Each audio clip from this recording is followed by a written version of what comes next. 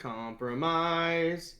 Ba-da-da-da-da-da-da-da. Compromise. Compromise. That's an Italian song. I don't know what it's called. Is it called Compromise? I'm just going to go ahead and venture a guess. If it goes like ba-ba-dee, da-da-da-da-da. I don't know the actual lyrics.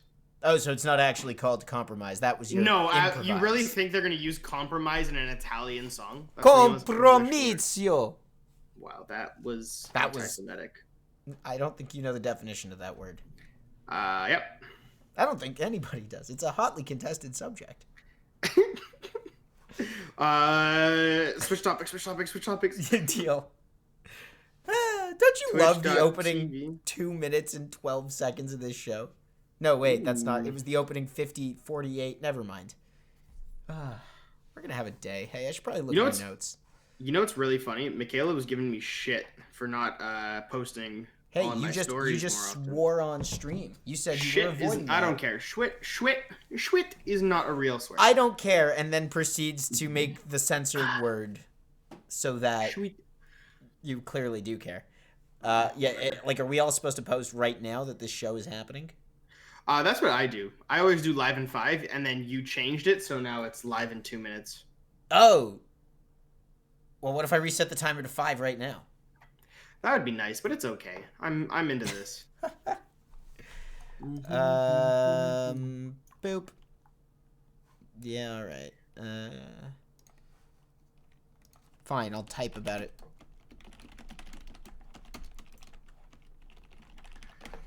TV/BingPot TV. Why did you put that in? Paul's dad just now. Oh, because it was really funny. Oh, you're the worst. It was so funny. I'm over it. How are the cavemen doing? The whole family of cave people. Pretty good. In approximately 2.5 more days, I will be an official local 46er. I think it's pronounced 46ist. Yeah, local 46ist, which means I will officially be a part of the Canadian mob. Oh. How are they going to feel about you telling the world that? I'm an entry-level guy. They can't get that mad at me. Wouldn't they be the hardest on you to set an example for the rest of the world? Oh, maybe. I don't know. I've never been a part of this before, Danny. It's new. It's like, it's my first day at the Mafia. I think the first thing that I'm supposed to do is walk around and tell everybody that I'm in the Mafia. It's like your first day on the football team. I'll break your kneecaps. Oh, my. And on that note, ladies and gentlemen, boys, girls, children, people, this is the Leafs FanCast. I'm Danny Maggs, and my left-hand man on my virtual right, Paul the Caveman Cavaretta. Hi, Paul. Did you just steal the one thing? The one thing that I do, and I do well, and you just stole it from me. If I were to steal the one thing that you do well on this show, I would have opened up the show making a terrible, terrible take. Like the Leafs are going to go 1-3 over the last 4 days. All right, let me do my best Danny impression. Hold on, guys. It's okay. Okay? No need to panic. Everything will be fine. It's only week 18. Okay? Okay. No need to stress. Well, you know what? Harry is already in the chat. I know. He was waiting for this. Harry Ballsacks, everybody. Okay, hold on. The fact that he's here, I have to actually give him a proper intro. Okay? Ladies and gentlemen, boys and girls, children of all ages, welcome to the Leafs FanCast. I am your host, Paul the Caveman Cavaretta, and to my virtual left is my right-hand man, Mr. Danny Maggs. And in the chat, live on BingPot TV, is Harry, the LA Kings Onze Kopitar believer, Bossax. That's pretty good. Oh. Hey, where is Harry Bossax watching from, Paul the Caveman Cavaretta? How much were you paying attention last week? I can't remember. I Thousand Oaks, California, baby. I knew it was California. Attention. I just didn't know the area. That's okay. Hey, have I ever talked about how I used to live in California?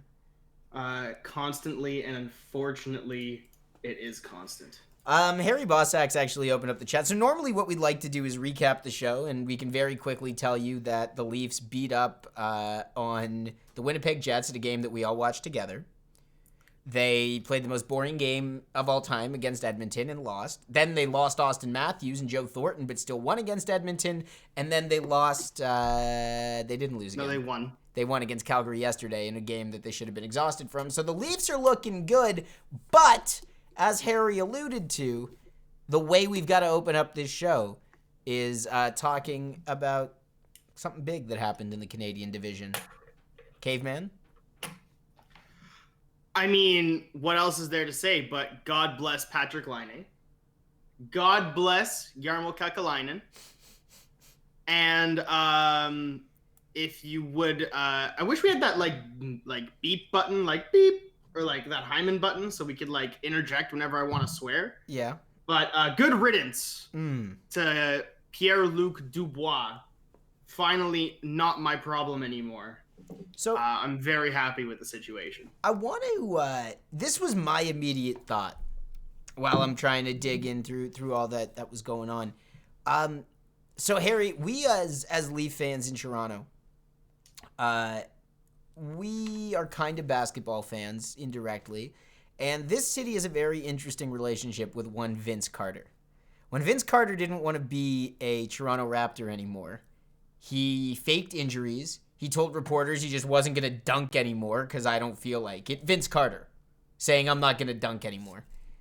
It's like Patrik Laine saying, I don't want to shoot from the blue line or from the face-off dot net sniper over his office. Marks? Hash marks. Thank you. I know this game. Or it's like Pierre-Luc Dubois saying, I'm just not really going to give it that much of an effort because I don't want to be here. So I can understand you being stoked. Do you see those parallels? 100%. I mean, I don't know if anybody watched the final shift of Pierre-Luc Dubois' Columbus Blue Jacket career, but it was probably the most un-Columbus Blue Jacket shift I've ever seen in my life. Can you describe it to me? You want to talk about how... Can you describe it to me using like a food analogy? A food analogy? Yeah. Why give me a challenge on this? I could just do it normally, but okay. Yeah. Italians, we like food. Let's go. Okay. So you understand the Columbus Blue Jackets play hockey like it's Thanksgiving dinner. Okay? It's an all-you-can-eat buffet battle royale. Take as much food and shove it in your stomach as fast as humanly possible, right? Okay. The Columbus Blue Jackets will mow you down in the hunt for that chicken leg, or in this case, the puck. Pierre-Luc Dubois looked like he just finished his third Thanksgiving dinner as he moseyed on over to the corner, didn't get a pass, got disappointed, got frustrated, went to battle for a puck, and lost it against Tyler Johnson. Tyler, 5'1", and put zero effort into fighting over that meat. He looked like he went vegetarian for Thanksgiving. That's honestly what it looked like. You've lost me in so many places. He looks like he had his third Thanksgiving dinner, but he was also a vegetarian, so he was fueled by vegetables. This is kind of my takeaway from this. He didn't want it. He didn't want to be there. He was uninvolved. This guy looked like he'd been done with the game before the game started. Okay. And hopefully he'll be a lot... I think I did pretty good with that one. You did, actually. You brought it back pretty good. That was good. Right. We're going to tell producer Nick to clip that, cut that. Clip that? Clip it, cut it, get it on the gram. So now you've got Patrik Laine. How excited are you? It's interesting because, first of all, Patrik Laine isn't as far as critics go, Columbus Blue Jackets are probably going to have the least critics from fans. So you're not going to have that pressure from the fan base being like, you're the worst player in the world, we hate you. Columbus Blue Jackets fan base is the fifth line, and now they're going to be the fifth line A. And I really do see these guys becoming Oh, snap. Okay, hold up. Kyle King just entered the chat. Kyle King is throwing love and spreading his love for hockey. Whenever Kyle King graces us with his presence, Your Highness, welcome to the Leafs Fancast. Thank you for being here, Mr. Kyle King. We are dissecting the biggest headline at the moment, which is the Patrik Laine trade from Winnipeg to the Columbus Blue Jackets. And with Mr. Jack Roslovic. Don't forget that. I think we can all forget about Jack Roslovic. Okay. No, I'll tell you 10 reasons why you can't. Pierre-Luc Dubois is now going to Winnipeg. Kyle, I want you to practice saying that name, Pierre-Luc Dubois. He is a pesky French center who will attack and score lots of goals, but he must be in the spotlight, which is why he did not like to play for Winnipeg. Damn it, Columbus. I was doing so well. He will not like playing for Winnipeg either. Anyways, the whole Laine, he's gotten the praise of the city from Jack Roslovic, who's a Columbus boy. So he's kind of like the hometown hero coming back. Probably the best team he could have gotten traded to. And he's kind of told Patrik Laine that, hey, listen, LeBron was right. Cleveland's the best, right? You got to stay in Ohio, right? Okay. So Columbus, Cleveland, Ohio, it's about the same thing, right? This is a good question coming from Harry. Laine and Torts, do you think they're going to get along pretty well? Because I have some thoughts here, but let's go. So here's what I'm thinking. If you rewind the clock, I want to say 5-6 years from now, back to when Ovechkin was playing on a team not coached by Barry Trotz. Maybe not the most physical. We're also going to talk about the Jets lost with 0.7 seconds. Yes. The Jets suck in two sports. Absolutely correct. True. Ovechkin was an elite goal scorer who didn't play defense and really wouldn't put himself in a position to get injured, so he wouldn't really throw the body that often. Barry Trotz comes into the situation and he says, look, you're good and you're great, but you can be phenomenal. And this Crosby-Ovechkin debate, that's a debate that was basically dead in the water and Crosby had just won. Barry Trotz is like, we can reinvigorate that and say Ovechkin is that much closer to Crosby than what everybody thought. I won't say he's better. I got you. He's saying you know what I mean. You're gonna make. Okay, so what you're trying to say is that John Tortorella is going to make Tortorella a better hockey has player. All the tools to make Patrik Laine play Ovechkin past 30 hockey. Aggressive, physical hockey. Aggressive, defensive, throw the body. He's got the frame. He's got the shot. If there's any team and any coach that can make Laine turn the story around as this selfish, self-centered, Fortnite-loving, goal-scoring kid into this beast of a second overall pick, who probably could have gone first if this is what we knew we were getting him. It's going to be John Tortorella and the Columbus Blue Jackets. I am beyond thrilled. Yeah, losing Luke kind of sucks. And yeah, the third round pick isn't going to matter, so who gives a shit? But Jack Roslovic, the hometown hero, coming home, playing on the team that he wants to play for and that he's going to play for and he's going to stay with, I'm going to call that. And Patrik Laine getting an opportunity to become something greater and show up his critics with Jarmo Kelkalainen, the Finnish, I don't know what he is, but he's a Finnish GM, I guess. Like as his what were you as his boy? Yeah. Like I'm just saying it's a recipe for success, and I'm beyond excited for it. So here's the angle that I like, and I think you should be. I think this is going to be really cool. If you are a Columbus Blue Jacket fan like Paul the Caveman Cavaretta, you have every right to be excited. I'm thinking about Tortorella, and I feel like Torts didn't learn anything here. Torts won. You know, if Pierre-Luc Dubois wasn't happy, oh hey, Sam's here.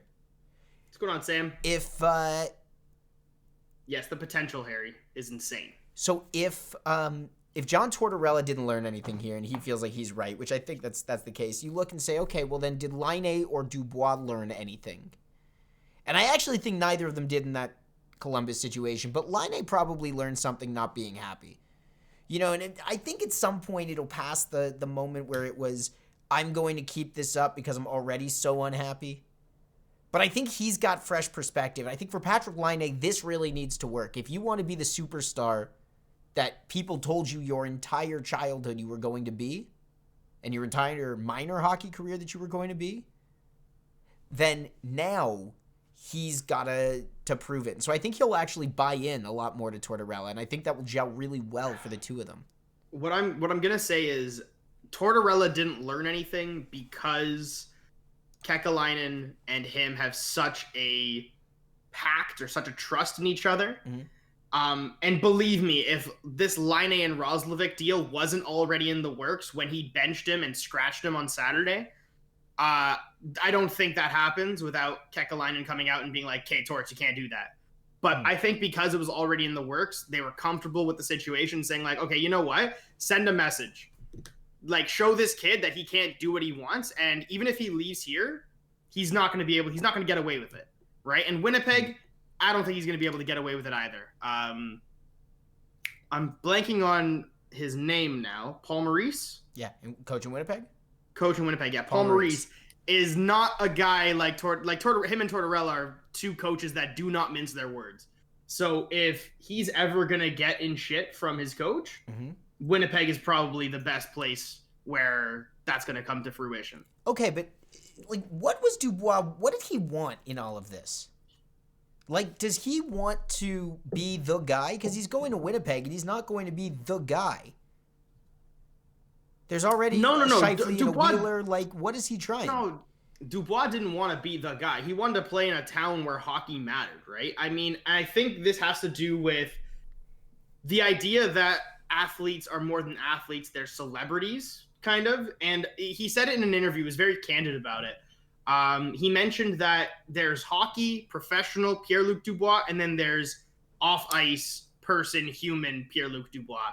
And as a human, as a person, he knows that he wants that attention. He wants that spotlight. He wants to be out on the street, and he wants someone to be like, "Oh my God, that's Pierre-Luc Dubois," right? He doesn't want to walk around Columbus where you can walk into any sports bar, and they're not talking about the Blue Jackets. They're talking about the Buckeyes or whoever the hell's over there. That's fair. No, I mean, it's a very fair point. I mean, I think it's I don't like hearing it because I want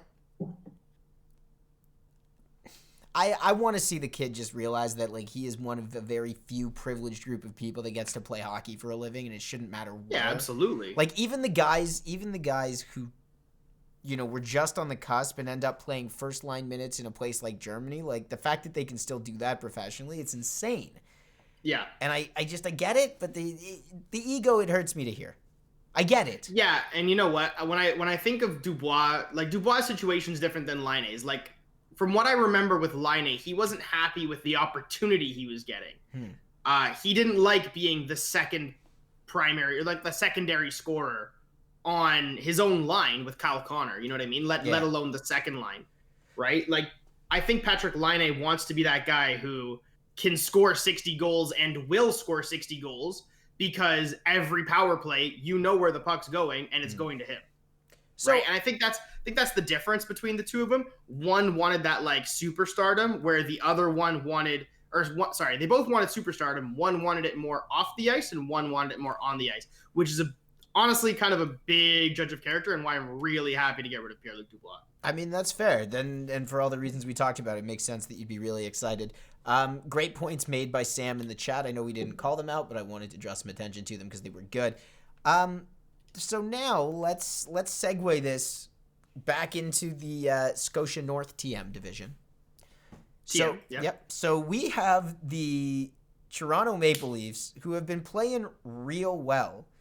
You know, this is why I'd be worried about Patrik Laine, Paul, is if he is concerned about wanting to be the guy. You know, he had an opportunity in Winnipeg where there could be two elite top lines, and for whatever reason, that's not good enough for him, because we look at Toronto, where even in a game without Austin Matthews, the depth and versatility of our regular top six, being able to adapt in those situations, proved pretty damn good. And I got to tell you, man, between the power play and between the regular 5-on-5 play of the Matthews line with Marner and the Tavares line with Willie, I'm feeling really good. How can you not? I mean, after watching that Winnipeg game, after watching the live stream we did, I felt optimistic. Like they were doing everything that I called them out for the week prior, the episode prior. I was saying they were being weak. They didn't show effort. They didn't look like they were being physical. And you know what? They turned it all around at least in that game. And then they come out in Edmonton, which was the most boring game of all time. But that's what happens when two uberly skilled teams decide, you know what? The other team's so good at offense, let's hang back and let's play defense. You know what? And now every pass. Wasn't it at least encouraging? Like, as much as that game sucked, and I really don't want to spend more than, 30 seconds talking about it because it was so awful, isn't it kind of encouraging to see, at least they wanted to try and play defense? Isn't that the moral victory in that? Is they were willing to give it an attempt? I mean, this is a team that's insanely good offensively, right? It's proof that we can play defensively against other teams that are insanely good offensively. Is that the right choice all the time? No, as it kind of proved, it was a very boring 3-1 loss. But it's nice to see that, if we're not losing to them physically, we're not losing to them skill either. We can keep up with just about any team. Which really matters. And then to bounce back from that loss and come into Edmonton again and beat them 4-2 without your primary goal scorer in Austin Matthews and 98-year-old Joe Thornton, it just proves that this team is more than what it was last year. That there is that effort. That there's no quit in this team. So they're willing to play defense. So they're not quitting on optimistic. Defense. Feeling optimistic, for sure. Kerfoot, VC, Nylander line was amazing in that game. Kerfoot as a whole was amazing. I was advocating early for VC and Kerfoot to be put back together. You probably know this, Sam, but they were on a line together at Harvard. That would have been amazing. And actually, if you put Zach Hyman on that league too, you just get I don't know what you would call them. The intelligent line, the Rhodes Scholar line, the college try. I don't know, just a bunch of college players. Anyway, the point is, they did look great. And then VC looked really good yesterday with Marner and Matthews. I was a fan of that. VC is so defensively responsible. You were not expecting that. Absolutely not. I remember thinking about this guy as a pure goal scorer when I first heard about him, and I was wrong about that. And when he comes back and shows that tenaciousness without giving up position. Tenacity? Yeah. Tenaciousness. Tenacity. Whatever. When he shows that kind of ability to play defense without giving up anything on offense, without giving up the speed, he's able to keep up with Matthews and Marner. I'm sorry to say it, as much as, I don't mind the fact that they tried Joe Thornton on that top line. After you see what VC can do with them, and seeing what we already knew what Hyman could do with them, I don't know how you go back to Joe Thornton when he comes back. I just don't. Well, I mean, I get that, but let's not forget that the Joe Thornton thing was working. It wasn't. I get that you didn't think he was fully there to keep up, but it was working, and that gave you the ability to mess with your lineup. Great point by Sam. $900,000 a year is what Jimmy VC is making. Okay, so this got me thinking, right? Because of the VC contract and everything. I don't know if you've seen the rumors that have been floating around that the Leafs are actually now looking to potentially trade forward depth. Trade for forward depth because Robertson's out, because Thornton's out, and we don't know what's going on if Matthews is at 100% or not. So we were kind of talking about this a little bit yesterday, Paul. Who's the most expendable? And we will come back to that, but there's another option. Because I saw this today, that the Edmonton Oilers have officially waived Tyler Ennis. Ooh.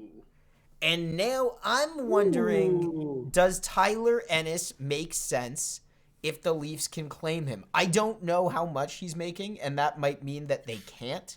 I don't know what Yeah. we have with LTIR relief, and I'd actually love to find out. I don't know if we have a capologist in the chat that is interested in this stuff well enough to take a look at it. But if I were to look up, let's see, what it'll tell me about Tyler Ennis' contract. Okay, so Tyler Ennis is apparently, not this one, Tyler Ennis is apparently making $1 million with Edmonton.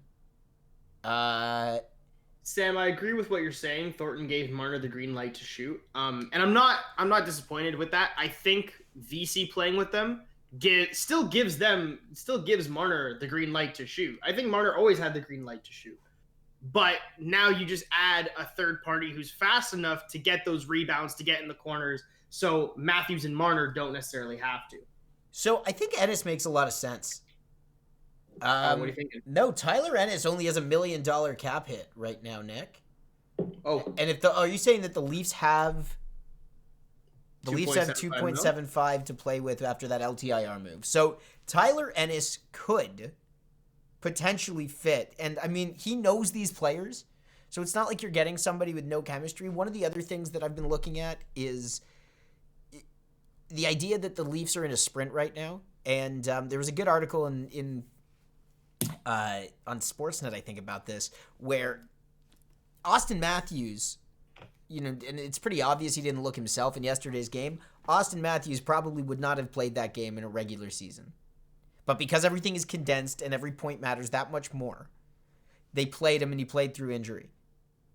And so I think that if you're the Leafs, you want to bring guys in if you need supplemental scoring somewhere or supplemental depth, but you don't want to waste time getting new guys acclimatized. I think Tyler Ennis makes a lot of sense. I don't disagree with it, Danny. Mm-hmm. I don't. My only thing is there a better option in terms of potential? Because theoretically, we know Tyler Ennis' potential is fourth line, maybe third line. He played shifts. The year he was here, he played shifts with Matthews. So you can plug him into that spot. I'm just saying. Shifts with Matthews. Yeah. And playing shifts with Matthews versus keeping a spot with Matthews is different, right?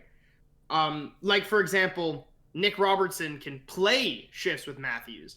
I don't see him keeping a spot with Matthews unless they kick Marner off. But why would you do that? Well, no, I'm just saying, if you need versatility, if you need a guy that can move up and down the lineup, Tyler Ennis has proved that he can, and you wouldn't put him with Matthews unless he was in a pinch. Jamal, hello, what is Jamal. going on? Welcome to the program. We're talking Leafs. We are talking potential trade options for the Leafs right now because some rumors are coming out that the Leafs are looking for some forward depth. We've just talked about Tyler Ennis and the fact that Tyler Ennis is Hey, listen, talking available. about forward depth, I heard Winnipeg just got their second-line center. Why not take Paul Stastny from them, right? Because if you're Winnipeg, you don't want to trade Paul Stastny. Yeah, no, I know. I understand that. So here's the thing. Tyler Ennis, yes, is a good option. However, if there is a potential to get someone with more potential than Tyler Ennis, okay, you look into that as well, right? And I don't know who that player is off the top of my head. I can't think of someone like that right now.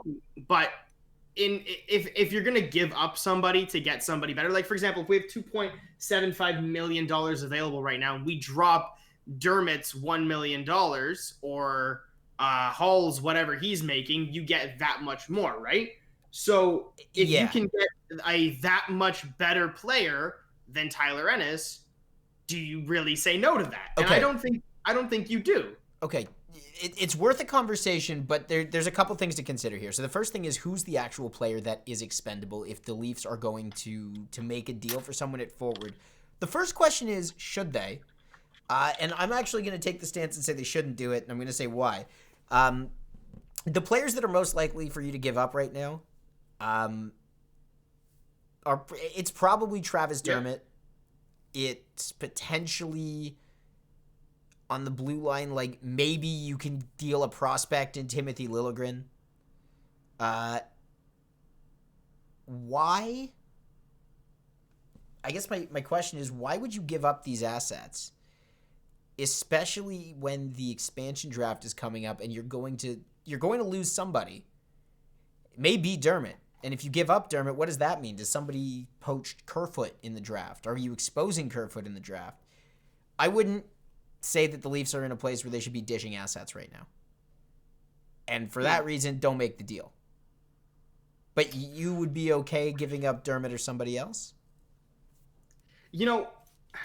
Okay. The only reason I put Dermott on my list as I'm still, and I don't think I would give up Hall. I really don't. I like him and Muzzin as a pairing. And I can see that developing as a long-term Leafs pairing for the next 4 years. Dermott, however, we're most likely losing him in the expansion draft. Let's be honest. So if we're going to be losing him, who's the next player down from him? If we're okay with losing that player, we came up with the list last week. Do you remember what it was, Danny? What's that? Of who we're going to lose? Of who is most likely to be gone. I remember Kerfoot or Dermott. Kerfoot or Dermott. Okay, so let's say we give up Dermott. Are we okay with giving up Kerfoot instead of Dermott and trading Dermott this year for someone more capable offensively? I'm not. Who then might take Dermott's spot and we lose him anyways. I think the fact that we're even making this conversation so long, like the fact that there's such a rabbit hole to go down and so many things to consider, it's like I would just say don't do it. Like if you can get a guy like Ennis off the waiver wire, to me it's so much simpler for your organization. Or because the alternative looking internally, by the way, is looking at Joey Anderson, or seeing if you can squeeze a little bit more out of Adam Brooks, or looking at the Travis Boyd. So do you want to? You can see what you have in these guys and hope it's good enough as well, or are you really scared about what else is going on in the division that you want to just move forward and grab at someone via trade? Like I'm not sure. Yeah, I understand what you're saying. I think as the Leafs are playing right now, it really looks like them and Montreal are the two teams. The top three likely was Dermott, Hall, and Campbell. That's not accurate. Hall was up there potentially as expendable. Campbell is going to be protected because Freddie's a UFA and he's probably not coming back. Yeah, I remember Dermott was up there. Kerfoot was up there. Anyway. So okay, now let's talk about this really quick. Because if we are looking for that forward depth, and I know this is going to sound counterintuitive, right? Why isn't Nick Robertson as a player expendable for the Leafs? Thank God. I've been waiting for an awful take to come out of your mouth all show long. This has been far too amicable between you and I. Hutch is the sacrifice. Hutch is the damn right. Hutch is the sacrifice. He is nothing better than a sacrifice. He's a god. If we want to talk about Nick Robertson's expendability, then all we're gonna do is talk about how dumb the caveman is being today. He is your future forward depth. He probably can what do you get mean future. How much younger is he than Mitch Marner, Austin Matthews, and William Nylander? They're the future. Stop! Don't give me that. He's your future forward depth. He will never be better than William Nylander is now. So why is he untouchable? Because I don't understand it. He's your depth. Yo, Brandon coming in huge. Throwing tip our way. You're a good man. Also, bro, you just had a birthday. I think was yesterday. Happy belated birthday to I see you. To Brandon.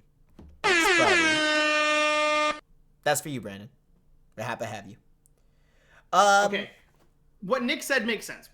As far as the expansion draft, I understand because he is exempt, he might be someone we want to keep on the roster. However, going forward in the future, is Nick Robertson anything more than Kasperi Kapanen and Andreas Janssen, a secondary scorer? A third-line player? So, tell you what, I'm going to say he's going to be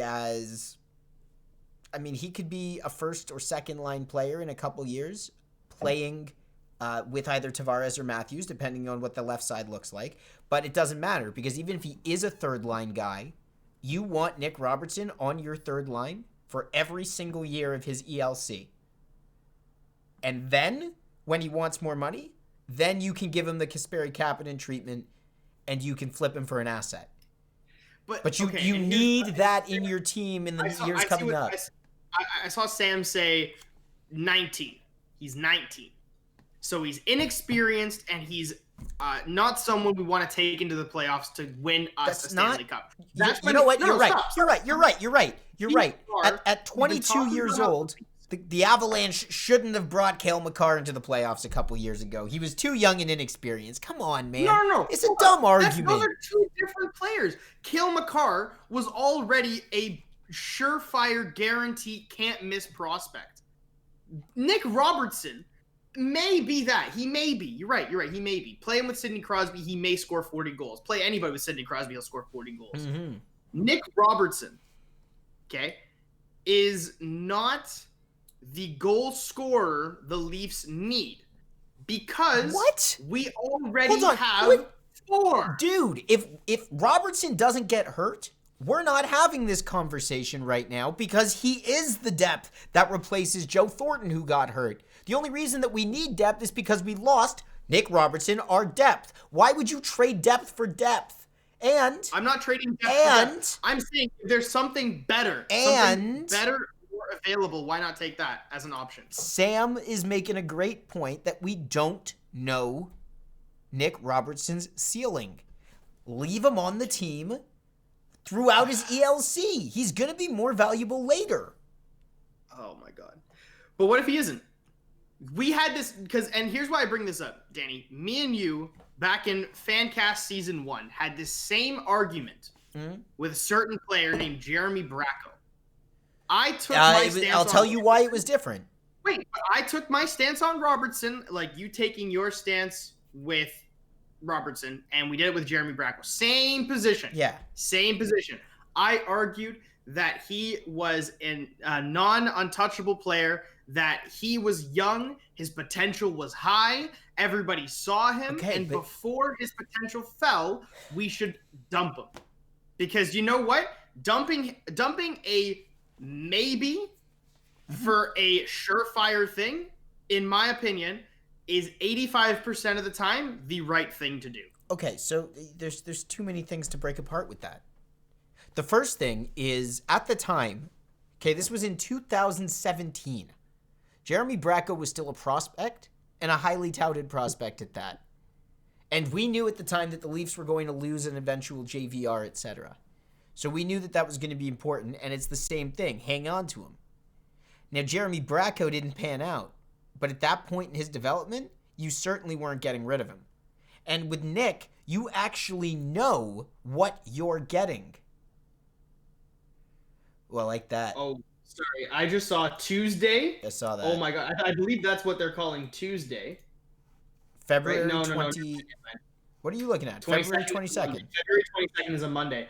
I think we're going to do that. I want that to be. I want to watch that LA Kings game and St. Louis game. Well, we are. We're gonna run them back and forth with each other.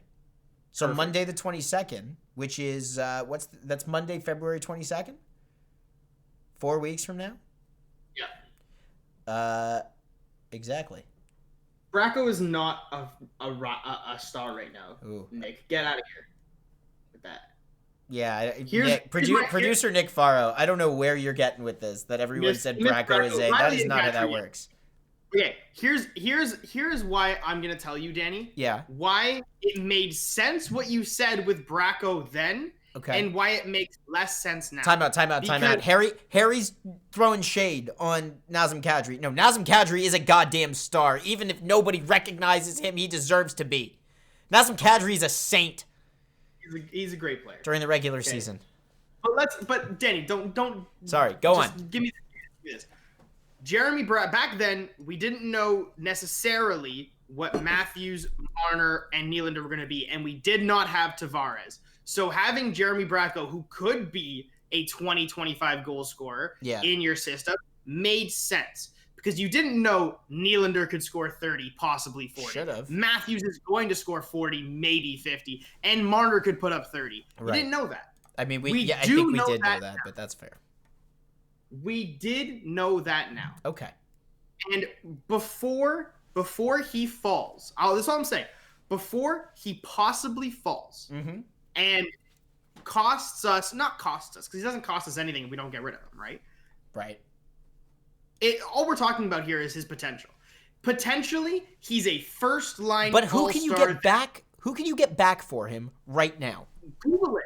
Like, try What it. do you mean me Google it? I'm not the one making this argument. I don't want to fake hypothetically go figure out who we're going to trade Nick Robertson for. Shop him. Dubois can shop him. See what's available. But you my don't even... My question is, why is he untouchable? Nobody said he... Okay. Why is Nick Robertson this godlike second-round pick that is going to change the franchise and become a different player than Marner, Matthews, Nylander, and Tavares already are? Why is he untouchable? Okay. So maybe he's not untouchable. But, like, what? You're going to maybe get some kind of package deal, him and Kerfoot, for somebody in return? Like, no, man. If you're getting Patrik Laine coming back, sure. I mean, obviously you're not, but, you know, like, if you get a... Kyle Dubois is not Jarmo Kekalainen. He can't pull that stuff. Okay. Like, yeah, I mean, if anybody in the chat has any ideas on who you could get back for Nick Robertson, throw it out there. But I just think it's a dumb conversation topic. But just a question. Theoretically, is Paul Stastny today a better player than Nick Robertson could ever be? Maybe. We don't know. Okay, so you're saying, hold on, what you're about to tell me is trade Nick Robertson to the Jets for... But I'm just throwing out a name, an established player who can play those big minutes. I'm just saying. I'm not saying one for one exactly, but I'm saying a potential player. Like, just shop him around. Yeah, it should talk about it that Harry doesn't even know who Nick Robertson is. He's the number one prospect in the Leafs pipeline. I got one thing, and then we can move off of this and move on to some other topics that are maybe interesting. I had this argument 2 weeks ago when we were talking about Joe Thornton, where I like Joe Thornton being on the Leafs because if you're going to get somebody on a minimum deal, be it a veteran instead of somebody new. But when that somebody new is really, really highly touted and has played considerably well in the OHL, torching it for 1 million goals, you want to see what he's like at the NHL level. You don't want to find out you are sitting on the guy that might make William Nylander expendable in 3 years. Like, you just don't risk it. That's it. You just don't risk it, especially when your waiver options are going to be perfectly cromulent until your guys come back from injury. That's my take. Now, can we please move off of this? Because I feel like we have spent an eternity talking about Nick Robertson's trade value, which is just completely insane. Okay, well, how about instead of talking about Nick Robertson's trade value, you want to talk about depth? Why don't we talk about depth at center? Not the Leafs in general. Yeah. Not the Leafs in general. But the Winnipeg Jets just solved the problem they tried to in the offseason when they signed Paul Stastny. They now have a proper second-line center, even a first-line center playing second-line center in Pierre-Luc Dubois, who, in the Canadian division, after that trade, as it stands now, how do you rank the center depth of the Canadian division teams, Danny? So it's tight. I think Winnipeg is now pretty high up there, but I think the Leafs still have the edge. I think all three of the Jets centermen are better than Alex Kerfoot. But a 1-2 punch of Matthews and Tavares is still enough to keep the Leafs firmly in the driver's seat in that regard. Also curious about where you would put Vancouver in this conversation, but I think right now it's for sure 1-2 Toronto, Winnipeg, and the rest can all kind of fall by the wayside.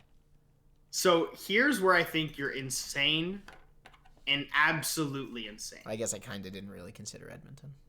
No, you didn't even think of them. And I definitely did not think about Edmonton. You're not the only one. I bring this question up because I saw it yesterday during the Leafs game, and Toronto was number one with 60% of the votes, and Edmonton got 10. Yeah. What do we know about? Okay, hold up. It's a Toronto-centric broadcast. Don't put too much stock into that. Yeah. I'm just saying. Yes. However, What do we know about centermen in the league? They are the most important position on the ice, bar none. You would argue that maybe defense is the best, or goaltender. No. Yo, the centerman, Brandon, what are you doing? Yo, Brandon's just throwing tips in our chat all day long. Brandon, what are you doing? Thank you, buddy. You're his birthday. He's celebrating. Good God. Give him a nice bing pot. Give him a bing pot. Bing pot. Hell yeah. Should I give him another one? Hell yeah.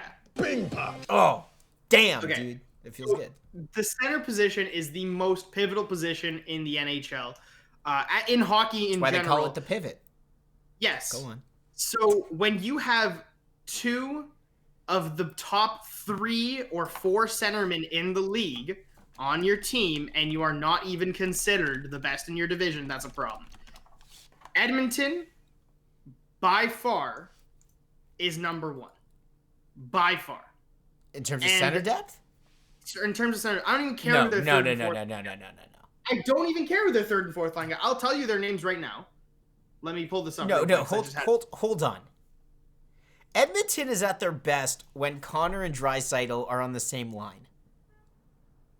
Like, you can talk about center depth as much as you want, but when that team is on its game, McDavid and Draisaitl, one of those two, Draisaitl is not playing center. No, hold up. That's a lie. Because Leon Draisaitl, in his best season, last season, and the season prior, most of the season he spent at second line center behind McDavid. So and even if you go, okay, but in your analysis, are you considering Nuge to be a center? No, because everybody forgets that Kyle Turris plays for the Edmonton Oilers. And maybe he's not his prime Kyle Turris, his second line center Kyle Turris, but is he that much worse than Alex Kerfoot? No, I mean, I think is Connor McDavid is the difference between Connor McDavid and Austin Matthews, right? However much that is that the difference between Kerfoot and Turris? Well, the answer to that question... And then does that get you scattered by Draisaitl over Tavares? I think it does. I think it does. I mean, the question is Draisaitl over Tavares is what? I think it's pretty hefty. Which one of those guys is giving you more? Season. Which one of those guys is giving you more defensive responsibility? Draisaitl. I mean, I hate to say it. I understand that. I understand that he still can, but I would say it might even be because they're giving you two totally different things. It may be a wash between Draisaitl and Tavares. In a vacuum, and on your fantasy team, you take Draisaitl first. Hundo. I get it. I'm not talking fantasy here. I don't care about fantasy. But in terms of like a team building dynamic, okay? I'm talking players. I'm talking like watching. If you already have an Austin Matthews, and you could pick between Draisaitl and Tavares, I'm just saying. I would take Draisaitl. I would take Draisaitl over Matthews. Okay, now you're just dumb. 112 points. He is the only player to reach 100 points last season. He is arguably the only player, McKinnon. On your team on the real life ice, Tavares is going over Draisaitl. Harry's on my side for this. Hell yeah! No, you guys are wrong. And that's fine. You guys can be wrong. That's okay. Edmonton is still the better. Toronto is second. Nicky put it the best, where he said it's 1, 2, 3 Toronto, Winnipeg, Edmonton. I think he's right. Edmonton gets an edge, it's because they have Nuge, and if Draisaitl goes down, they can move Nuge. Close to Draisaitl and Tavares. How is he even close? I'm sorry. I know he just came from my favorite team and I'm bitter at him, but how was he close? In his best season, he put up 40 points. Or was it 60? I can't remember. Those numbers are pretty much the same, right? It's just, 60 was a full season, 44 was the 7 games or 10 games last year. What I'm saying is, Edmonton, if they're not number 1, for whatever reason you have in your head, they are number 2. Okay. Winnipeg being number 3, I can live with that. Montreal at 4, I would suggest. Calgary and Vancouver are interchangeable. I'd probably put Vancouver over because Horvat and Pettersson are just insane. That's what I was saying. And like it's Monahan and Backlund. Monahan, Backlund, and Lindholm. Lindholm isn't really a natural center. He was more a wing. I was even gonna say, man, Jay Beagle anchoring the fourth line in Vancouver is, like that's about what you'd want out of a fourth line center. Yeah, yes. Okay, I mean, about that. I mean, Suter's the one there that I'm like, I don't know if he's the one I would replace, but I'm not scared even remotely by Montreal's centers. Like Kotkaniemi and Suzuki are still a year or two away, and that top line is driven by Gallagher, not Danault.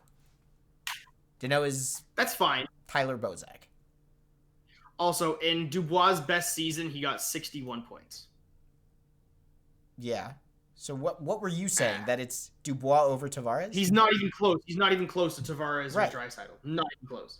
That's why I argue that Winnipeg in no sense is number 2. We'll I don't see. care. Like we could be surprised. He could show something really cool under the bright lights. Like we don't know. Yeah, I guess so. In an offensive system, he could totally, or he could skate by the puck again in the corner and not care like he does because he doesn't want to play in Winnipeg like he didn't want to play in Columbus. We'll see how it goes. Okay. I mean, Laine sounded very excited to play in Columbus, and Dubois sounded more relieved to get out of there. So I see a bit of a difference there. We'll have to figure it out. While we're talking about the rest of the division, does this trade actually change how you feel about everybody else? Because I got to be honest, this is a weird time to be a Leaf fan. I don't like when the Leafs win hockey games. Because, I mean, I love when the Leafs win hockey games. But also, it makes me really nervous every single time. Because I start feeling like when they're in first place in the division, I get anxious because you're just waiting for something to go wrong. That being said, looking around the rest of the division, the Leafs are playing exactly how we'd expect them to play. They're playing pretty well. And the rest of the division doesn't look that threatening. Is anybody scaring you, Caveman? Montreal. Like, are Montreal they really? Terrifying. You keep underestimating them, and I don't understand why. They have not lost in regulation yet. They're 4-0-2. The loser point matters this year more than anything. The loser point matters. 4-0-2. Yeah, I would think Montreal. I think he'd want to be in Montreal over anything as well, Harry. But I don't know if he's going to get there. Yeah. Oh, your boy Ty Toffoli is popping off in Montreal. The hat trick that he had against Vancouver was great, but I believe Montreal lost that game because they've had because they've had discipline issues. Something like that.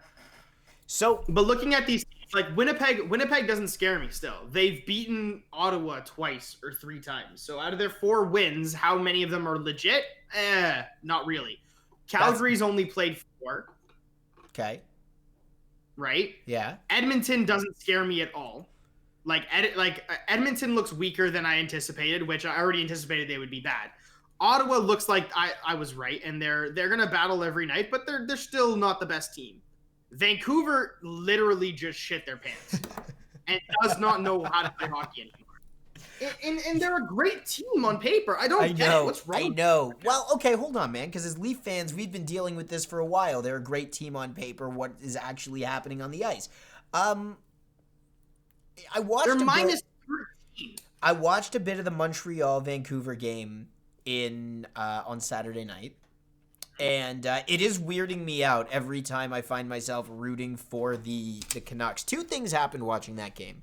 I felt myself pulling for the Canucks, and I felt myself pulling against Montreal, which normally I like cheering for Montreal, especially when they're doing poorly, because I'm still dying for that Leafs-Habs playoff matchup. But this time I started to feel some real hatred for the Montreal Canadiens. So I feel like, Paul, this is pretty good, and it's nice that we're concerned about Montreal. There's just something about the Leafs and Montreal. We're going head-to-head, and we're feeling nervous about each other. This is hockey. With the Canucks, it sucks because, I'm trying, and I got friends that I'm trying to really, for their sake, rally behind the Canucks. Okay, here's the only thing I can say about Montreal right now. Montreal has not beaten Calgary or Winnipeg yet. They've only played Toronto, Edmonton, and Vancouver in their 6 games. Right. Their next game is up against Calgary, and that is tomorrow, I believe. Okay. No, that's Thursday. They play Thursday. Okay. So we're going to get a real sense of how good Montreal actually is on Thursday when they go up against Calgary, who I still think is probably the best team in the division. Yes, Tyler Myers is an absolute beast.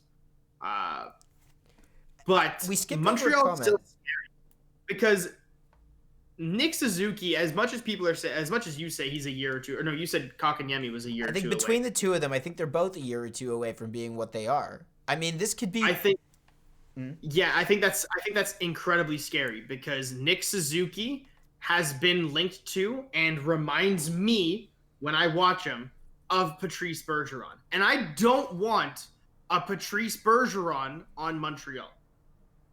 Oh God, no! I mean, a defensively responsible offensive monster playing in front of Carey Price and Shea Weber, Ben Sherratt, Jeff Petrie, Alexander Romanov. Like, this team scares the shit out of me because they look good this year.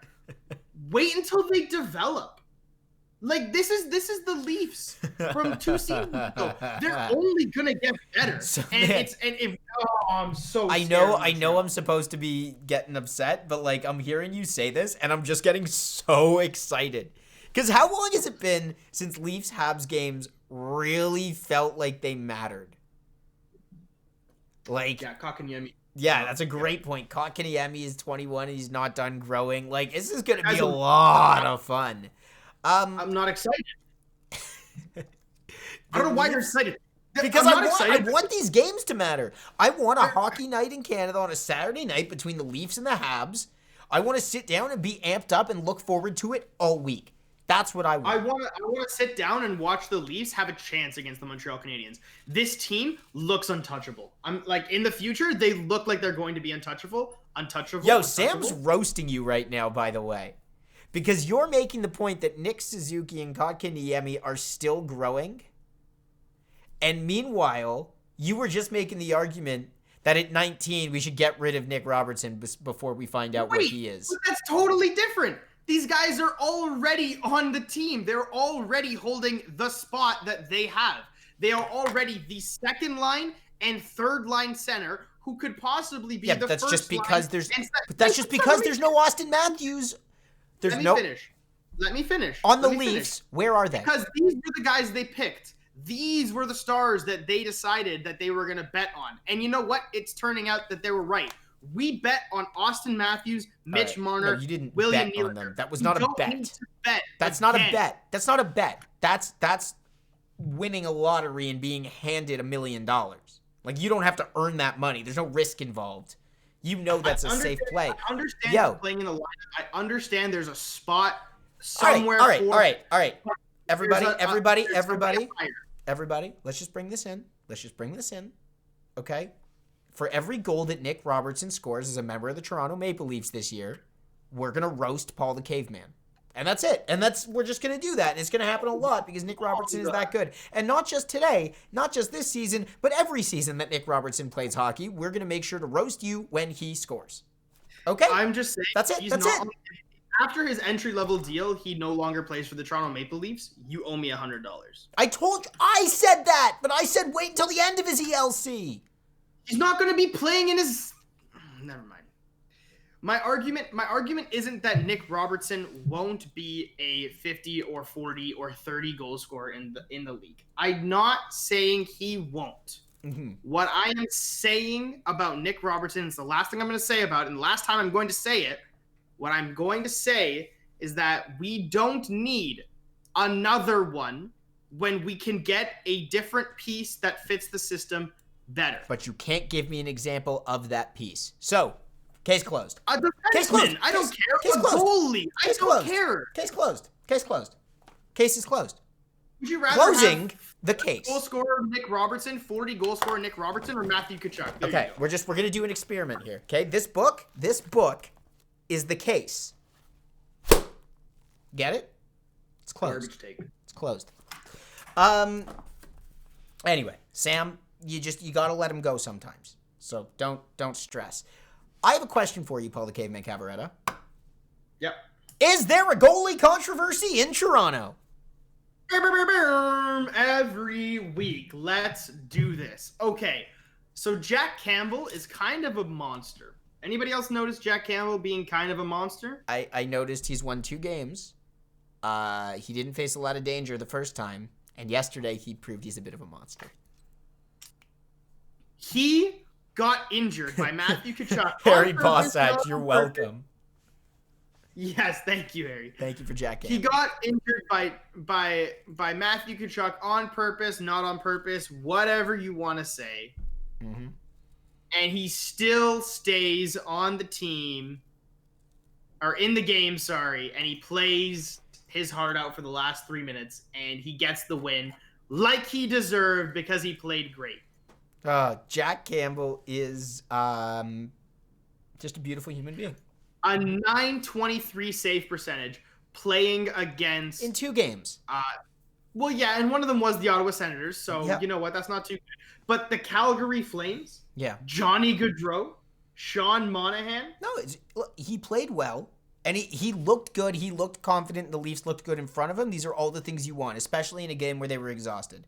They looked determined to not hang up their backup goaltender like they did with Hutch last year, who obviously didn't do them any favors, but still.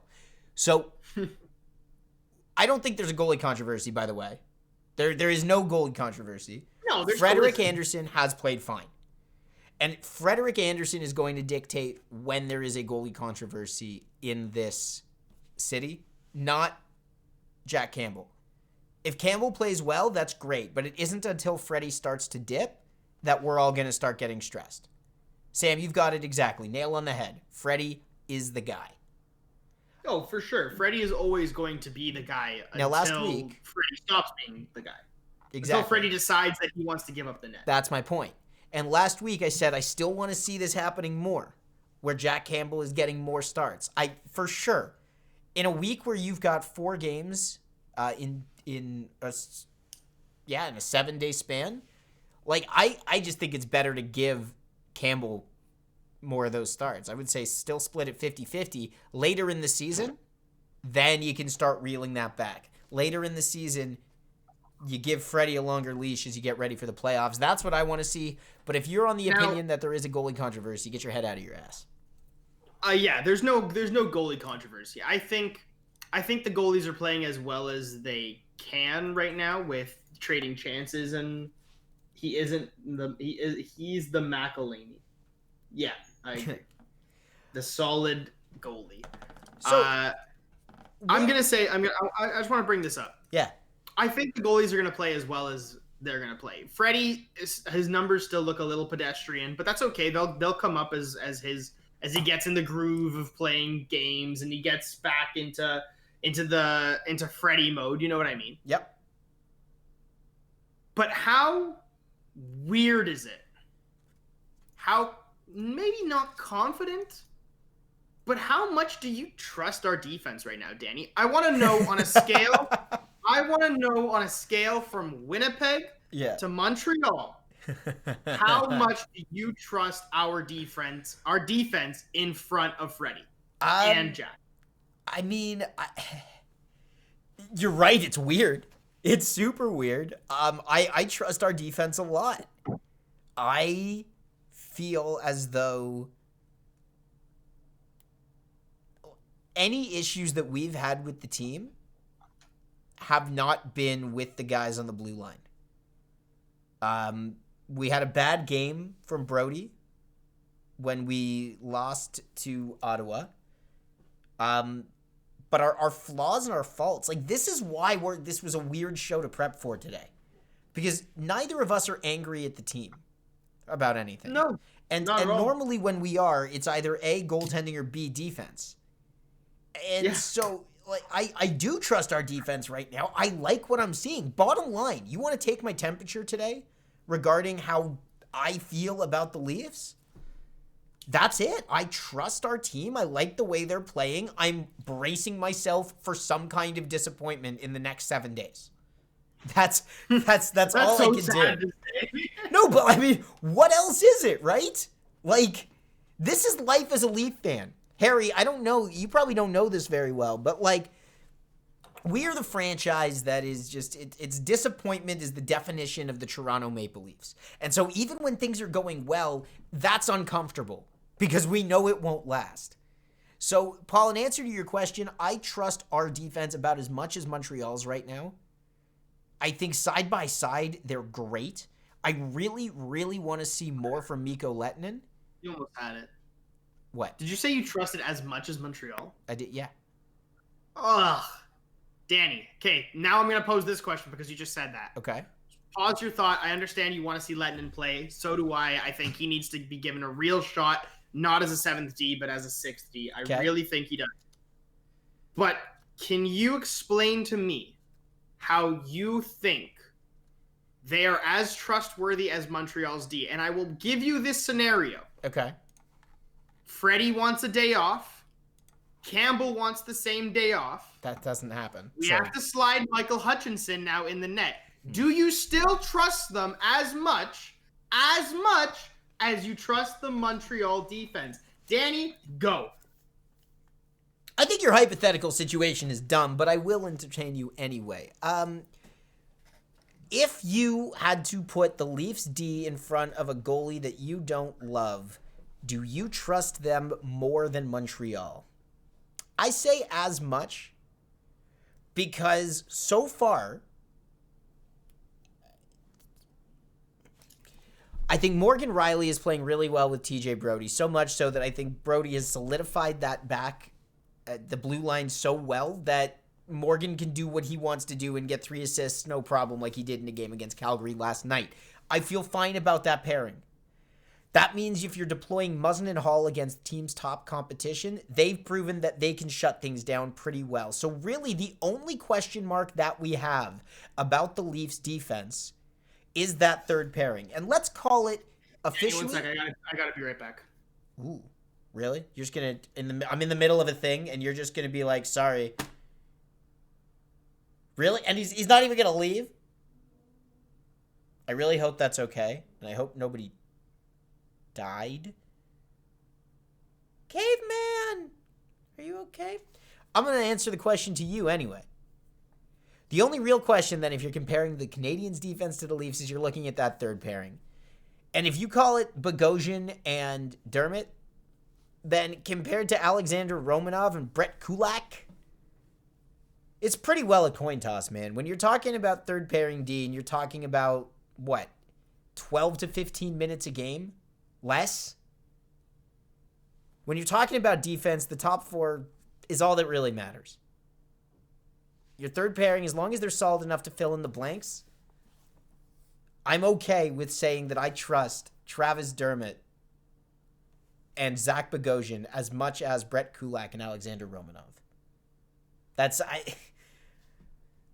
don't want to get into a discussion where we break down the nitty-gritty on which of these players is statistically more impactful, and let's actually etch this out.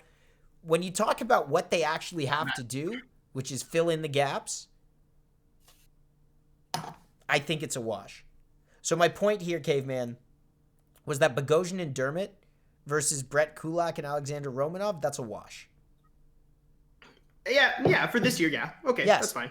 And I think the second, I would argue, okay, I mean, I'm not going to touch a Shea Weber argument, but also a Shea Weber-Ben Sherratt first pairing looks and functions a lot differently than a Morgan Rielly, TJ Brodie first pairing. Yeah, that's more of like a Hall-Muzzin comparison. But they even still then, play I mean, minutes. right. It's still I beastly. totally understand what you're saying. I like the Leafs offense. I like the Leafs defense better because I think it's more conducive to offense. So hey, listen, when the big boss man calls you, you gotta go. Who called? Chad? Oh, was that not? That wasn't Papa. That was. No, that was Big Papa. Right. Well, that was the mob boss. Yeah. Yeah, if you missed it off the top of the show, we were talking about how Caveman had his first job today in the Mafia. Like, today was his first day in the Mafia. And he was celebrating his first day in the Mafia by telling everybody on stream that he's in the Mafia now. He was really excited about it. And my Don just wanted to make sure that I got all the papers signed so that I'm covered. Got you. That's it. Yeah. Mafia insurance. Yeah. We got to get you on HR payroll. It's a nice quick chat, but okay. Yeah, he just wanted to make sure, and I'm not gonna pass up that call. You're like, nope, middle of the broadcast. I like the whole world. What you really should have done was put him on speaker. Listen, the shit I would have gotten if I don't answer that call. Oh no, I don't want to deal with it. Okay, construction is a vicious place. Okay, it's just how it is, and I'm okay with it. But anytime I can avoid it, I'm avoiding it. It's just it is what it is. I got you. All right. So yeah. Anyways, I'm not gonna disagree. I do think the team as a whole defensively has looked great this week. Do I trust them as much as Montreal? Still no. At least defensively. Offensively, I might trust them more. Defensively, in front of Michael Hutchinson, I'd rather not. Yeah, but if you put Michael Hutchinson in front of those same... Listen, if you put Michael Hutchinson in front of the Habs D, the only reason I'm giving the edge to the Habs is because of Shea Weber. Specifically Shea Weber. Yeah, for sure. So I would argue that in this division, if Michael Hutchinson had to play a game behind this defense, the only teams I would be okay with them playing Hutch in would be Ottawa, and Montreal on an off night. Maybe Vancouver because they definitely look pretty bad Vancouver. Right. Yeah, we didn't really touch on. I mean, Harry said they need a new coach. Do you actually think Vancouver's lost, or are they going to be able to turn this around pretty quick? No, I think they ran into a red hot Montreal Canadiens, and this goes back to what you said. You mentioned that you're going to notice the hot teams are going to skyrocket above the teams that aren't doing so hot, and it's going to be very noticeable. They had 3 games back to back against the Montreal Canadiens after they had just gotten embarrassed by, I believe it was Edmonton, right? So you lose a series, or you tie a series with Edmonton 1-1 or whatever it was, and then you go into Ottawa and I think you lose. I can't remember. And then you have to play a red hot Montreal when you're on your heels, and you're not gonna play that well. Like it's not anything against Vancouver. Yes, they're 2-5 right now, which doesn't look good, but their record is not going to stay 2-5. Yeah, you know, so you think they're going to snap out of it? Oh, for sure. I don't see them staying this bad forever. Just like I don't see Winnipeg being this good forever. They played Ottawa. Right? Yeah. Like what's that saying? Like, you beat Ottawa. Congrats. Like, you know what I mean? Yeah. It's like, do that to Toronto, do that to Calgary back-to-back, do that to Montreal back-to-back, and then maybe, okay, we'll give you some credit. So it does actually look like the Leafs are the cream of the division. They really do. Yeah. And what you said about Montreal, those points can be chalked up to them running into a slumping Vancouver team. Yep. Or that they are just surging right now. But it just... I'm not sold on anybody right now except the Leafs. What the difference is between the good teams and the great teams, okay, is that good teams will play good night in, night out, where great teams will make the most of every opportunity they're given. And with a slumping Vancouver Canucks, Montreal did not lose a game in regulation. They take 2 and they lose 1 in overtime, which is perfectly fine. Because that is a 5 out of a possible 6 points that they take away from that trip. Anything around the league that you want to talk about? We've been pretty Canada focused, and I got to tell you, man, like I know it's never gonna happen. God, I want the Canadian division to stay a thing. Like I've toned the rest of the league out. It's very fun to watch. I will. Like I'll tell you, and you know, I'm hosting a Leaf show here. Right? I'm not paying attention to the other divisions right now. It's been tunnel vision on the Scotia North TM, and it's been phenomenal. That being said, Paul, you have poked your head out of the sand and looked around the league. Unfortunately, Danny, I do watch way too much hockey for my own good. Yeah, you gotta catch me up as to what's been going on with our LA Kings. We're gonna go quickly. We're gonna go division by division. So let's start with the Central, ladies and gentlemen. Sorry. I'm sorry. Sorry. Just need to interrupt. Sorry. The what division are we starting with? COVID Central? The Discover Central? Oh, discover the cure for COVID Central. Got it. In the Discover Central, here's how this joke was supposed to work. All right, taking a look at the Discover Central TM is what Caveman's supposed to say. And then I'm supposed to say something, discover? More like discover a cure to COVID-19, am I right? Oh, wait, we already did it. Stay the fuck inside. Excuse me. No. Sorry. I don't like that joke. It was a lot. No swearing. So, Can the Central please just stop having outbreaks? Like, that's all I'm asking. We just want to watch hockey. Okay? The poor Florida Panthers have played 2 games, and they didn't even have any outbreaks. The poor Florida Panthers, man. Carolina Hurricanes, like, get your shit together, okay? Dallas, you know what? You've dealt with it fine, and you've come on strong, so good for you. But, like, just get your shit together. How hard is it? Just stay inside. You're getting paid to play hockey. Stay inside. And when you do stay inside, don't go hang out with your teammates in other hotel rooms. Don't do that. Yeah, the league doesn't like that. They all speak the one language that you speak, and we can clearly see there's a bias in who you like to hang out with. Alexander Ovechkin. What the heck are you doing? They're getting themselves put on the COVID list, man. Okay, sticking in the Central, Tampa, Dallas, and Carolina look great. After sitting Dubois and setting a message, Columbus is really ramping it up. I think the addition of Roslovic is everybody's underestimating how good of a player he is. He fits the Tortorella system to a T, and I think he's gonna. I think Laine is gonna make an adjustment, and I see Columbus really stepping it up. In the West, Vegas. Sorry. In the where? I'm not going with these division names. In the Honda West. You're the worst. In the Honda West, TM. Vegas looks like Vegas. Dominant. They have probably the best goalie tandem in the league. Leonard and Fleury look amazing. Ovi ordered the strippers for Washington. Absolutely, he did. Of course he did. And he only shared with the Russians. He still hasn't gotten over. They were watching hockey. The Cold War was really cold, and Ovi doesn't forget. Anyways, Minnesota is my surprise right now in the Honda West division. Again, I think they beat San Jose, so I can't really say that they've been looking that great. Like San Jose hasn't looked that great, so we'll see if Minnesota can keep it up. They do, however, still have Kaprizov, who has cooled down a little bit, but we can see where he goes from there. And St. Louis looks like they're back in form, with Binnington looking like shades of his old self. Quick answer for Harry. Does Fleury get drafted in the Seattle expansion draft? I'm going to say... If he doesn't get traded this year, yes. I'm going to go ahead and guarantee a no. Wow. Yeah. I just can't see any player from Vegas going in that expansion draft because Vegas is exempt from the expansion draft. You're absolutely right. I completely forgot about that. Sorry about that. Yeah, no, you're right. Even if he does get traded, you know what? Good point, Danny. I think this is why Vegas is probably one of the dumbest teams this year. They have so many advantages that they don't even know how to expose. Yeah, hey, it's what it is.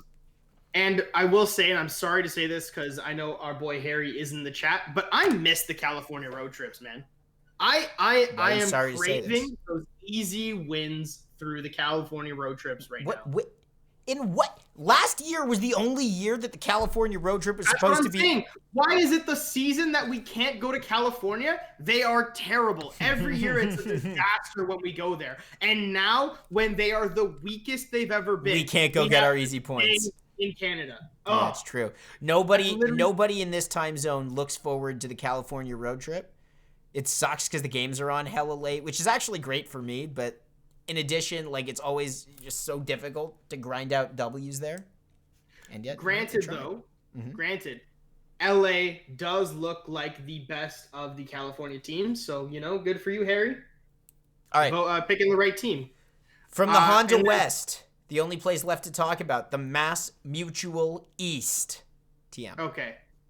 In the Mass Mutual East. What in God's name is Boston? You lose Chara. Yeah. You lose Krug. Pasternak is injured. And you're still leading your division. They're not. What is this team? They're not leading their division. Okay, well, they have 5 games played, but they're 1 win back. Yes.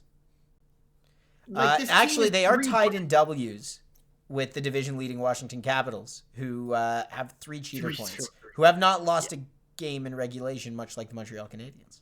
Yes, and Boston is insane to me right now. How good they've been playing with as little as they have. Mm-hmm. And it scares me because Boston is still going to be Boston no matter what happens to them, and that just it's not nice to me. I don't like it. So here's what I'm banking on. Here's what I want to see. Danny, is it too early to be getting bullish like this? Absolutely. Are you going to do it anyway? Absolutely. I want a first-round matchup against the Vancouver Canucks or the Ottawa Senators or the Winnipeg Jets. I want a second-round matchup against the Montreal Canadiens, and I want a third-round matchup against the Mass Mutual East TM winning Boston Bruins. And I want to slay the demon, and then I want to cruise into the Stanley Cup final and beat up on...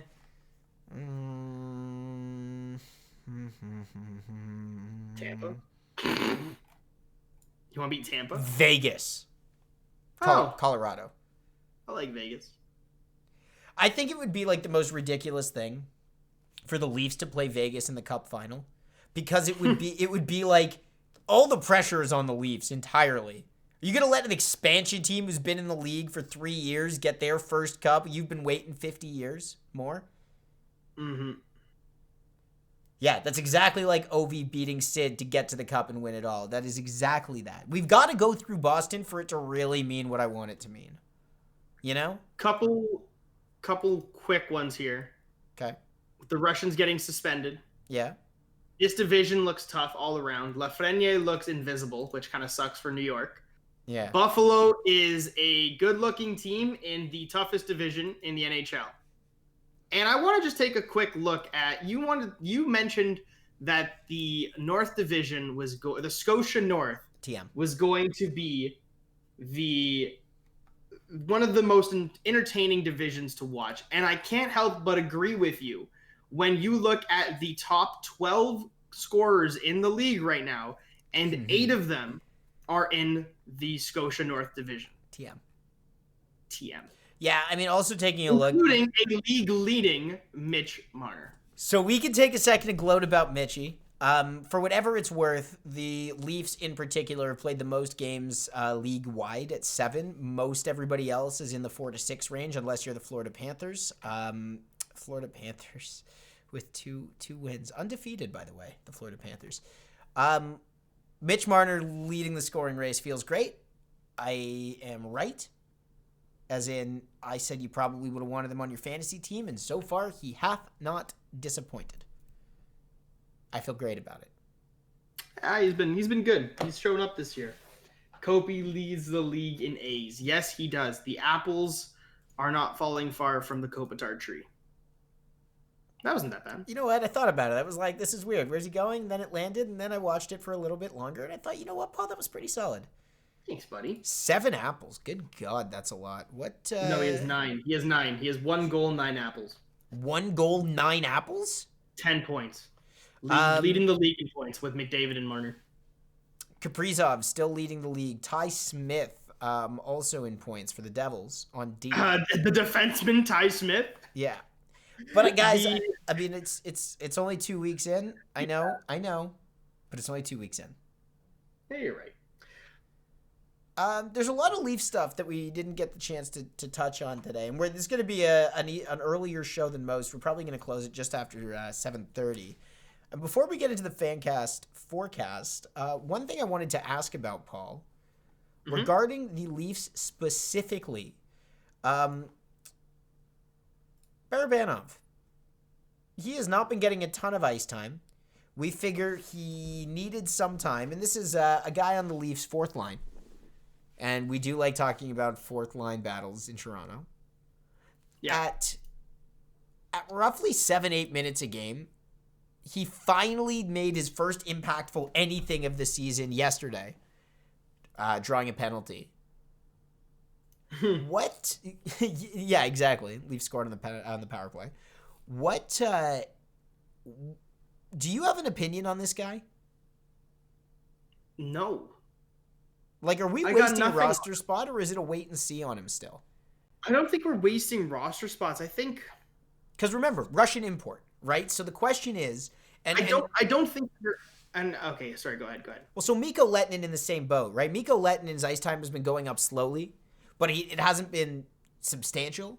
And so my question here is, do you just let this go? Like, are we right to not get worked up about it? Because I'm on the page that it is the right thing to just, we don't know yet. Give it another 2 weeks.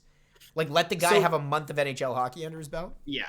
So here's what I'm understanding from Barabanov. He seems to be a more offensive player than what we are using him for. I mean, that breakaway was proof enough that he has the potential, and he can do stuff like that.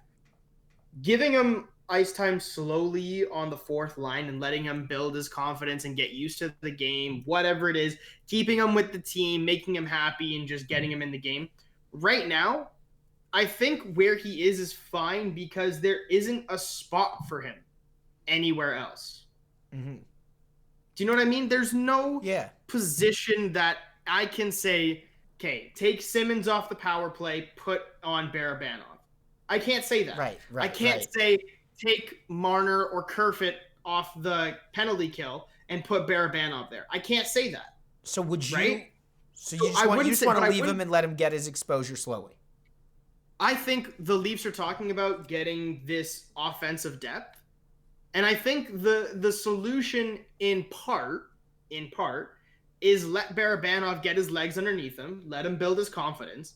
And then when one of those spots does open for an opportunity, don't make the mistake and give it to somebody else first. Give him the look to see if he's actually spent some quality. Yeah, we know Engvall is not a power play guy. If Simmons, for whatever reason, needs a game off, don't put Engvall in his spot. Okay. As much as you might want him, because he's got the size, give Barabanov the opportunity to show us, hey, I can be the guy in the high slot. I can be the guy off the half wall. I can be the guy in front of the net.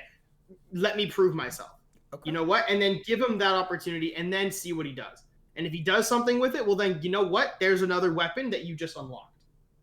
All right. Hey, man, that all sounds really good to me. On that note, Paul, you know what time it is? Ooh, hit the button, Danny. Hitting the button! It's the FanCast Forecast. Yes, sir. The FanCast Forecast, otherwise known as our predictions for the coming week. All the games between this show and our next show will get broken down and called. So, only 3 of them. We have another one in Calgary tomorrow. Then we have 2 games back-to-back against Edmonton. It's not a true back-to-back. It's just 2 consecutive games on Thursday and Saturday. So, spending some more time on the west-ish part of the country. Paul, tomorrow against Calgary, what are you predicting? Who do I have and why? Mm-hmm. I'm thinking the Leafs have looked really good. I mean, you'd be correct. It's a good and thought. Maybe it's the pessimist in me that I'm expecting a loss. At some point, things have to come crashing down. The Leafs cannot have nice things for so long. Okay. Harry wants Calgary. Mm-hmm. I would tend, in this position, usually, Harry, I would tend to agree with you. Not want. He believes? We'll see. Mm-hmm. Expect. Yeah, see? Yeah. I, however, am going to say VC plays with Matthews and Marner again. Ooh. And that line keeps up its... And I'm going to give Matthews the win. Who, by the way, after scoring against Calgary, has now officially scored against every NHL team to date except next year's Seattle Kraken. So congratulations, sir. I'm so excited for the Seattle Kraken. So, I'm giving it to the Leafs. All right, so tomorrow against Calgary, yesterday's game was interesting because the Leafs were not supposed to win. The Leafs came in expecting a rough game. It was their 7th game in 10 days. Calgary was rested, and somehow the Leafs get it done. Calgary's going to be deflated, and they're going to come out aggressively. However, the Leafs have stayed in Calgary and have had some chance to rest. So, I'm going to say that the Leafs can get it done yet again against Calgary, who's going to have to do some soul-searching after 2 consecutive losses to the Leafs. First game against the Edmonton Oilers. I am going to get so excited watching this series every time these two teams play. I'm going to say the first one is going to Edmonton, the second one going to Toronto. Because I think the Leafs are still the better team here, and against the law of averages, things will play out the way we want them. I will take your optimism in the 1-1, and I will up it twofold. No. I think the Leafs are going to do something that we have not seen in a while, and that is play to expectations. They are the best team in this division. The Scotia North TM. I believe Toronto is going to stay the best team in this division. I'm predicting 2 wins back to back. Against Edmonton. So you think we're going 3-0 this week? Absolutely, Danny. Air horn! I would love to see it. I really would. We'll keep an eye around the league. We'll see what happens. I know it's we're not going to get a chance to watch some Pierre-Luc Dubois or Patrik Laine action as they got to cross borders and quarantine and things. Mm-hmm. But we will keep our eyes firmly on the Scotia North TM to see how things shake out over the next 7 days. Before we end the show, I want to talk about an internal staffing change that we've made over here at the Leafs FanCast. You already know that myself and Caveman, while we may be the faces of the franchise, producer Nick does all of the hard work behind the scenes. And we, in recognizing producer Nick's efforts, thought it would be a good idea to give him a hand. And so we officially have an intern. Say hello to intern Christian. You can't actually because he's not here. But yesterday was his first official day. And intern Christian runs the Instagram. Kind of. Producer Nick runs the Instagram. Christian is supposed to be Producer Nick runs the socials. Yeah. And we just gave Christian the keys to the Instagram. But he didn't know that I also see the Instagram. And what do I find? I find him sending messages to people we went to radio school with saying, yup, I'm in charge of the FanCast now. Paul, it was your idea to bring in intern Christian. I regret it every day now. So intern Christian has his work cut out for him. Here's the best part. I don't even think intern Christian is watching the show right now. First day on the team, he's not watching our program. How dare he? So, I mean, we can just start roasting intern Christian until he starts watching the show and says, hey guys, what's that about? And then we'll say, oh, now you're on the team finally. Harry's warning him. Careful there. Harry's going to steal your job, Christian. No, Harry is already way above intern status. If Harry ever officially joins the FanCast team, he's going to come in as like chief technical officer or something crazy with those screens, with his screen set up and the vertical coding screen for the chat. Chief of international relations. That's hilarious. Officer in charge of intern. We'll figure it out, but we're workshopping it. But it's there's something there. There's a job for you here. So keep an eye on intern Christian. We will let you know how we feel about him and what our temperature is on him as we continue the weeks and weeks and weeks and weeks. Paul the Caveman Cavaretta. Yes, sir. I think that's it for our show. I guess we end it here. You know? Yeah, it just feels a little anticlimactic. Do you want to do the extra? I guess I will. Thank you very much, everybody, for attending today's live stream. If I can beat you in chess in 20 minutes, I 100% will. No, not doing Oh, he won't do it. He lost once. He's backing down. I still need to prep. I'm so mentally happy after you my- brought up the chess match. Yeah, Paul the Caveman Cavaretta, as we found out during last week's watch party, sucks at chess. This is something I'm not used to, okay, Danny? Relax. You were the one who challenged me and got all cocky. All right, boys, this is the Leafs FanCast. We are by the fans, for the fans. We are not experts. We're just fans. How'd I do, Caveman? Pretty good. Better than your intro. Amazing, guys. We will see you all in a couple of weeks. We're still live, Paul. Oh, okay. Don't say anything incriminating. Yeah. But I figure if we start the show with, like, a couple minutes of banter, we should end the show with a couple minutes of banter. I don't think we need to go that far. Oh, okay then. Show's over. Bye. Yeah, it's done.